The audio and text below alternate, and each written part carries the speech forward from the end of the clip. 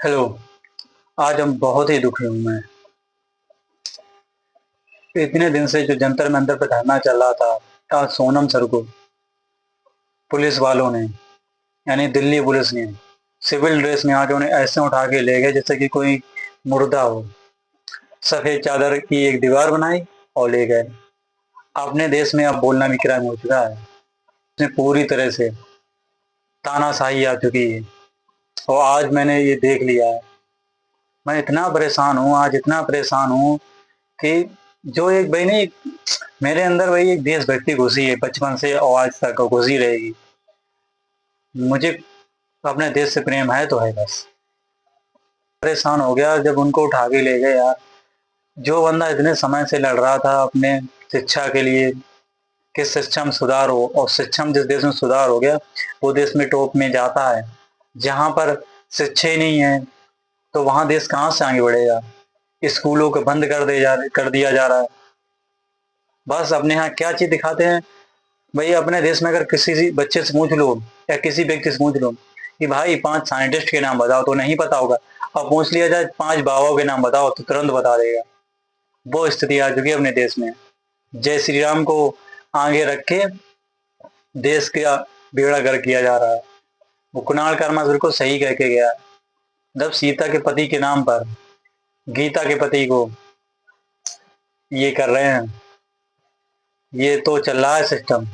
Police तो बिल्कुल एकदम से खराबी हो चुकी है भाई। इतना तो अंग्रेज भी नहीं अत्याचार करते थे। अंग्रेज भाई अगर कोई धरने में बैठा तो देकर पूछते थे कि भाई खाना खिलाते थे कि खा लो खाना भाई। लेकिन अपने यहाँ क्या है, जो बंदा प्रोटेस्ट कर रहा है अच्छी बेहतरी के लिए कि अपने देश में बेहतर शिक्षा हो, उसे ऐसे ही हटा दे रहे हैं। बिल्कुल इज्जत ही नहीं कुछ। मतलब आर्टिकल 32 का कोई वैल्यू ही नहीं बची अब। फंडामेंटल राइट जो भी आपके हैं वो सब खत्म खेल अब। आर्टिकल 32 की कोई वैल्यू ही नहीं बची भाई। बिना उनके कंसल्ट के, बिना फैमिली कंसल्ट के ऐसे उठा के ले जाते हैं जैसे कि मुर्दा हो। जिसे हटाना चाहिए था इस कुर्सी से, उसे तो हटाया नहीं। और जो बंदा स्ट्रगल कर रहा है अपने पूरे देश की शिक्षा को बेहतर बनाने के लिए कि एक बेहतर क्वालिटी की शिक्षा प्राप्त हो जहाँ जवाबदेही हो, उसे हटा ही दिया रास्ते ही से। अब बोलो कौन सवाल करे। तुम्हें क्या लगता है अब रुक जाएगा? नहीं रुकेगा धरना। उसे इस्तीफा देना ही पड़ेगा। देखते हैं कितना डिक्टेटरशिप चलेगी। भगत सिंह उसी समय पैदा हुए तो अभी भी हो सकते हैं। खत्म कर देंगे बस। 2-3 साल की जिंदगी रही वो सही है। निकला ऐसी सरकार को उखाड़ फेंकेंगे। ऐसे लोगों को मरना बहुत जरूरी है क्योंकि ये देश के लिए अच्छाई के लिए नहीं है। ये देशद्रोही हैं, पक्के आतंकवादी हैं। और सबसे बड़ी बात ये है कि जो साले जय श्री राम के नाम पे आके वहां पर दंगा फैला रहे हैं, ये कर रहे हैं, वो कर रहे हैं, वो तो सबसे बड़े आतंकवादी हैं। पाकिस्तानी सबसे बड़े वही वो हम तो कहते हैं। पहले जो नहीं होता था कि कोई आतंकी पाकिस्तान से आए और इंडिया में आके और किसी को मार दिया तो वो बोलता था जय, नहीं बोलता था अल्लाह अकबर। ऐसे अब अगर क्राइम कोई करता है बीजेपी की टट्टू यानी कि कोई जय श्री राम वाला अंधभक्त, तो वो अगर क्राइम करने के बाद बोलता है जय श्री राम। जय श्री राम के नारा इसलिए दिया जाता है क्या कि किसी की मर्डर करके फिर लो जय श्री राम। इसका मतलब ये भी साले पक्के आतंकी हैं एक नंबर के। ये आतंकियों वाली हरकतें हैं। इतना तो आतंकियों नहीं करते हैं जितना ये लोग कर रहे हैं। तो सबको साइड करना होगा, जिस सबको जो देश के लिए एकदम देश को एकदम खराब किए हैं कीड़े मकोड़ों की तरह। आरएसएस, बीजेपी एकदम से ही बिल्कुल घटिया लोग हैं, इसमें भरे पड़े हैं। बीजेपी कितने सांसद है आज तक सिंगल मैंने बोलता हुआ नहीं देखा। 2-4 सांसदों के सबको नाम पता होगी ये वहां का। भाई मुझे सब कुछ पता ही नहीं क्योंकि वो कभी आते ही नहीं बोलने, कोई काम ही नहीं करते। ऐसे आंख कान बंद करके शांत बैठे रहते हैं, उन्हें कोई मतलब ही नहीं। मोदी जी बस उनके पैरों पड़े रहते हैं, उन्हें दुनियादारी से कोई मतलब ही नहीं। तो अब उसे एजुकेशन मिनिस्टर को इस्तीफा देना होगा। जब जवाबदेही एक बंदा से शुरू होगा और जब एक का विकेट गिरेगा तो सब सुधरेगा सिस्टम ऊपर से नीचे तक। और वही शुरुआत हो रही है अपने देश में। अगर एक सिंगल बंदा भी इस्तीफा देगा तो इससे एक मजबूत कड़ी जुड़ेगी, और वो ऊपर से लेके नीचे तक, नीचे से लेके ऊपर तक जो भी क्राइम कर रहे हैं सबके ऊपर वो संदेश जाएगा कि भाई कि मैंने अगर ऐसा किया तो मुझे जवाब देना पड़ेगा जनता को। और जनता को ये नहीं पता है कि जनता की वजह से नेता है, ना कि नेता वजह से हम है। सुधर जा भाई, तुम्हें लगता है कि मैं बच जाऊंगा? नहीं बचोगे, सरकार किसी की नहीं छोड़ेगी। कल आज ये पहली बात, हम एक लोगों की बात ही नहीं, पूरे देश के हर व्यक्ति की, हर जाति हर धर्म के लिए, सबके फायदे के लिए चीजें थी। कोई पर्सनल अभिजीत देव के अपने लिए नहीं कर रहा था, सोनम बाकी अपने पर्सनल अपने लिए नहीं कर रहा था।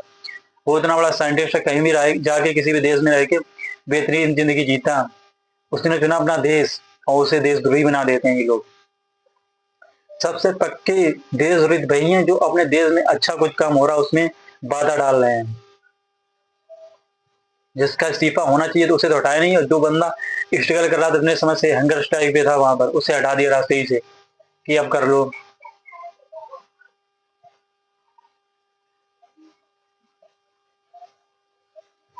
तो ये जवाबदेही देनी पड़ेगी, और सबको सुधरना होगा। बहुत हो गया, एक एक को सुधरना होगा। मैं परेशान हो चुका हूँ भाई देख के ये सब चीजें। मन करता है कि खत्म करो इनको सबको, बस मर जाओ। ऐसे लोग देश के लिए बिल्कुल एकदम, सब ये देश को बर्बाद कर देंगे ऐसे नेता। लोग कहते हैं कि लोग युवाओं को राजनीति में नहीं बोलना चाहिए। क्यों नहीं बोलना चाहिए भाई? बोलना चाहिए और शामिल होना चाहिए, क्योंकि हम पढ़े लिखे हैं, जो हम लोग अगर सिस्टम में आएंगे तब देश सुधरेगा। ये साले अनपढ़ बैठे हैं तम्बाकू चबाने वाले, ये क्या जाने? समझ गए किसके बारे में बात कर रहा हूँ? इन्हें दो कौड़ी ज्ञान नहीं है, बस आए और मना सो बोल रहे हैं। तो सबको सुधरना होगा, सबको जवाबदेही देनी पड़ेगी एक एक नेता को। सबसे पहले उसका रिकग्निशन चाहिए तो चाहिए, बस लास्ट मैसेज है, धर्मेंद्र प्रधान हट जाओ रास्ते अपने, दे दो इस्तीफा। कोई अच्छा आएगा तो अपना देश बेहतर बनेगा। नहीं तो भगत सिंह वाला रास्ता फिर अपनाएगा ये हर एक युवा, मैं भी अपनाऊंगा।